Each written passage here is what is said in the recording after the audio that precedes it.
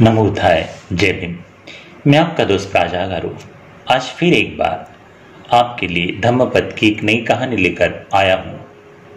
किसी भिक्षु की कथा।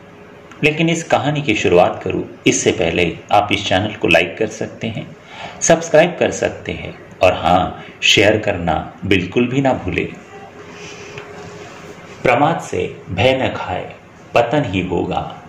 स्थान जेतवन, श्रावस्ती। किसी भिक्षु की कथा। सुनते हैं गाथा।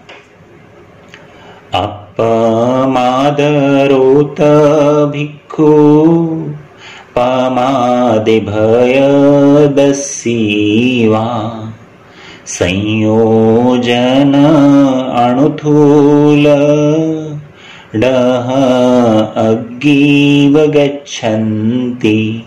अर्थात जो साधक अप्रमाद में रत रहता है या प्रमाद में भय देखता है, वह अपने छोटे बड़े सभी कर्मों संस्कारों के बंधनों को आग की तरह जलाते हुए चलता है। सुनते हैं कहानी। एक भिक्षु ने त्रिरत्न की दीक्षा ली। वह उनके प्रति पूर्णतः समर्पित था। प्रवज्ञा के बाद वह अपना मन ध्यान में लगाने लगा और उसका मन ध्यान में नहीं लगता था। वह अपनी दैनिक चर्या देखता तो लगता था कि जैसे उसे कुछ उपलब्ध ही नहीं हो रहा है।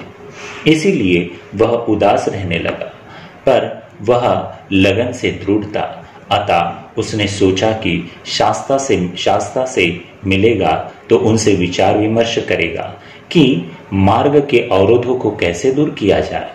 इस दृढ़ निश्चय के साथ वह बुद्ध से मिलने के लिए निकल पड़ा। रास्ते में उसने एक पर्वत पर आग की तीव्र ज्वाला देखी। वह बहुत ही तीव्रता से जल रही थी तथा तेजी से बढ़ रही थी। वह आग का दृश्य देखने के लिए पहाड़ी की चोटी पर चढ़ गया। आग चारों ओर बहुत ही तेजी से बढ़ रही थी। आग जिस तरफ भी जा